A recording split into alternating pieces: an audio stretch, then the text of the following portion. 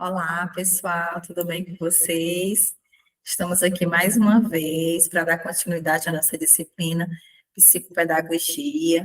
Eu sou a professora Cristiana Damasceno e na aula de hoje nós vamos falar sobre a psicopedagogia clínica, o que é, como funciona, qual é o papel do psicopedagogo clínico, tá bom?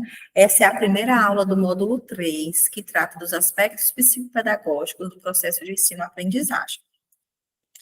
Então, só para a gente relembrar, a psicopedagogia, ela surgiu da necessidade de compreender o processo educacional de maneira interdisciplinar, né? Inicialmente da pedagogia, unir da pedagogia, os conhecimentos da pedagogia e da psicologia, e ampliando para a psicanálise, para a filosofia, para farmacologia e para outras ciências que podem estar auxiliando na compreensão desses fenômenos da aprendizagem e das dificuldades de aprendizagem. Então, podem ser muitas razões que determinam o sucesso ou fracasso escolar de um aluno, né, de uma criança. Fatores fisiológicos, fatores psicológicos, sociais ou pedagógicos. E é isso que a psicopedagogia vai investigar. No caso da psicopedagogia clínica, ela busca investigar as possíveis dificuldades no processo educacional, observando os aspectos físicos, sociais, emocionais e cognitivos. E, claro, ao descobrir, fazendo a intervenção adequada em cada um desses aspectos, né? E aí, utilizando técnicas específicas. O psicopedagogo clínico, ele se utiliza de entrevistas, de avaliações, de testes, que são voltados para a psicopedagogia, ele também se utiliza de atividades lúdicas e outros instrumentos para identificar essas barreiras. E, ao mesmo tempo que se identifica, também se intervém nessas barreiras, nessas implicações do aprender, tá? Cabe também ao psicopedagogo clínico orientar os pais, orientar os professores, fazer visita na escola para compreender como é que funciona esse ambiente escolar, a relação do ambiente escolar com o aprendente e do aprendente com o ambiente escolar, tá?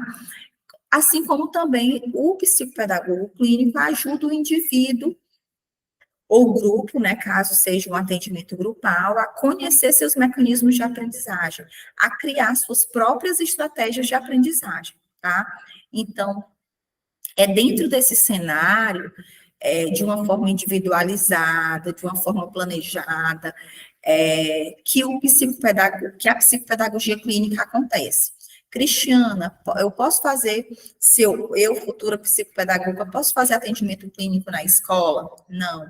Não é possível, né? Não é legal, nós já vimos isso no Código de Ética, não é legal fazer atendimento clínico no espaço escolar.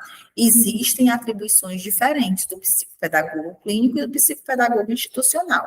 Na próxima aula, nós vamos falar sobre a psicopedagogia institucional. Então, nesse sentido, a psicopedagogia é o processo pelo qual se proporcionam condições que facilitam o desenvolvimento do indivíduo, do grupo, da instituição e da comunidade, bem como a prevenção e a solução de dificuldades já existentes, de modo a atingir os objetivos educacionais e pedagógicos, tá? Então, a gente precisa focar nesses objetivos. Quais são os objetivos que se quer alcançar?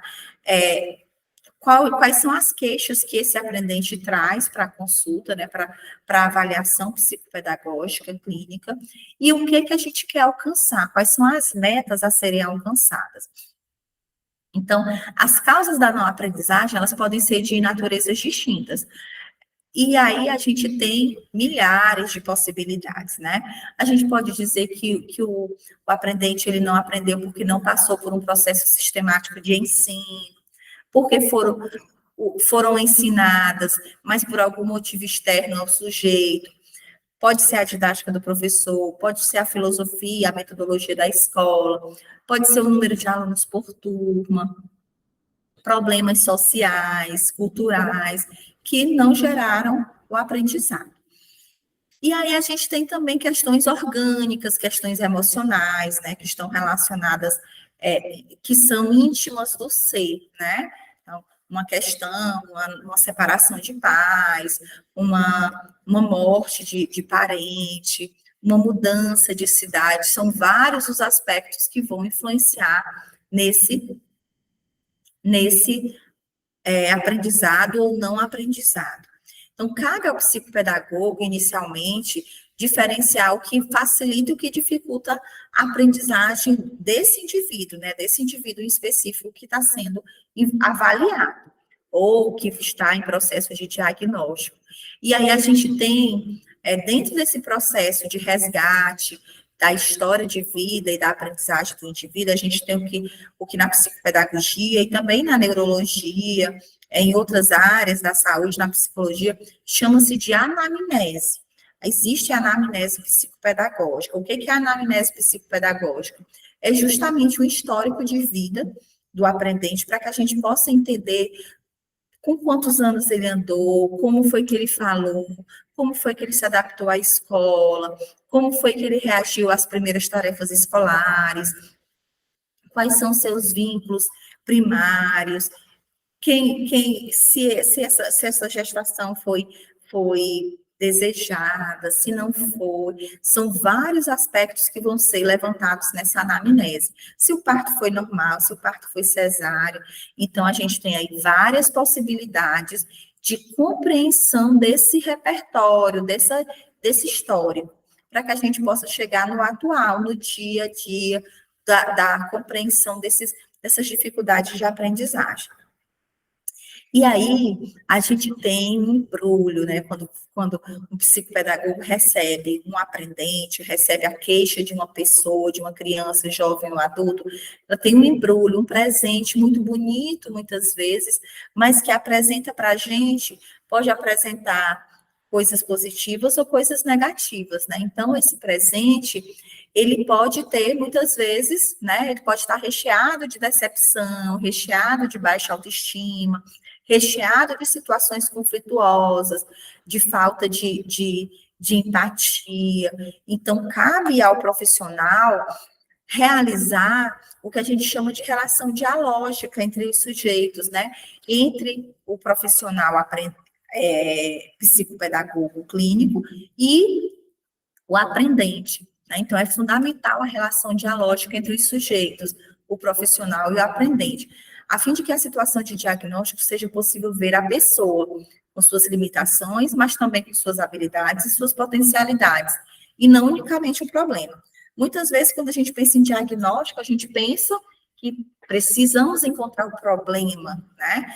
E quando a gente fala de diagnóstico psicopedagógico, a gente precisa levar em consideração o sujeito, as suas habilidades, os seus interesses, né? Então, é levantando esses interesses que a gente vai chegando no problema. E aí não tem como fazer, né? Não tem como adentrar o universo de uma pessoa com dificuldade de aprendizagem, que está em busca de soluções para seus problemas, se não for pelo olhar e pela escuta psicopedagógica. E como que acontece, né, esse olhar e essa escuta psicopedagógica na clínica? O mais importante é o profissional psicopedagogo saber que a abordagem, o tratamento deve ter uma metodologia que vão se fixando em cada caso, à medida que a problemática daquela criança ou adolescente atendido vai se apresentando. Cada situação é única, e para cada caso, o profissional deve ter atitudes específicas de acordo com a situação que se apresenta. Por isso, esse olhar e essa escuta são muito importantes. Receita pronta não dá resultado. O resultado ele vai acontecer a partir de um planejamento que é construído junto ao paciente, junto ao aprendente. Porque não adianta o psicopedagogo ou a família, ou a escola, achar que porque o psicopedagogo já fez algo muito interessante, que já deu resultado com o outro aprendente, vai dar certo com a Cristiana, vai dar certo com a Antônia, tá? Então, para cada caso, um planejamento, estratégias diferentes, para que a gente possa alcançar o sucesso. E aí, a escuta do terapeuta começa na primeira consulta, que é a anamnese, que eu falei para vocês anteriormente. A escuta do psicopedagogo deverá selecionar o curso dos fatos reais fornecidos pela família. Às vezes, na anamnese, a família nega fatos, omite situações que são importantes. Por isso que é importante, é necessário que a gente chame os pais, não só a mãe, não só o pai, mas os pais, né? As pessoas que cuidam da criança, do adolescente, para que eles possam falar de uma forma aberta de todas as situações conflituosas ao longo da vida. Essa escuta, ela não deve anular a possibilidade de interpretação e do entendimento que deverá fazer do discurso inconsciente. Quando a gente adentra o universo da psicopedagogia, a gente vai conhecer as primeiras sessões, né? Como que se desenvolve as primeiras sessões. E as primeiras sessões, elas estão muito relacionadas com desenho, com uma questão mais introspectiva, e que a gente vai descobrir coisas sem que o aprendente perceba que nós estamos buscando essas informações, né, de uma forma mais inconsciente, por isso que é um discurso inconsciente, mas essa interpretação ela é fundamental para o processo de diagnóstico. A leitura da produção do aprendente é que vai me dar a possibilidade dessa interpretação, né? Então, se dá por meio da interpretação da mensagem, do jogo, da atitude da criança, do seu silêncio e até mesmo de um gesto. Então, tudo é observado. É observado o não, é observado o sim, é observado o ponto de interesse, o ponto de recusa, quando o aprendente demonstra satisfação, quando ele não demonstra. Por isso que o psicopedagogo não pode se desprender do seu caderninho de anotação, que vai ser fundamental nesse processo de compreensão dessas problemáticas. E aí, algo que é fundamental para a psicopedagogia clínica é a postura profissional, né? Então, o profissional, ele deve se posicionar em um lugar analítico, né? De capacidade de análise, de percepção, e assumir uma atitude clínica. Para isso, alerta, é necessário incorporar conhecimentos, teorias e saber acerca do aprender. Então, se nós estamos trabalhando o objeto central da psicopedagogia é a aprendizagem humana, então, o psicopedagogo, que é o profissional, né, o terapeuta, ele precisa ter um aparato teórico fundamentado para levar práticas psicopedagógicas para o seu aprendente. E aí, claro, que a gente precisa levar em consideração na clínica psicopedagógica a teoria sobre a prática. Não podemos dizer ao profissional que se proponha a ser psicopedagogo que é uma criança com problema de aprendizagem. A gente tem que ver, tem que investigar, tem que analisar e lembrar que cada situação é única. Então, é necessário que o profissional ele interaja com esse aprendente, ele vivencie a experiência, ele entre em contato com a criança que não aprende, que fique claro que conhecer não é saber, né? Então, a gente precisa aprofundar os conhecimentos, não somente na teoria, mas também na realidade que se aproxima, na realidade que se é apresentada para o profissional terapeuta, tá? Para o psicopedagogo. Então, o psicopedagogo, com base em todo o seu conhecimento teórico, ele vai fazer uma análise, ele vai fazer uma avaliação e ele vai propor, ele vai planejar atividades que vão em encontro com as dificuldades de aprendizagem do sujeito.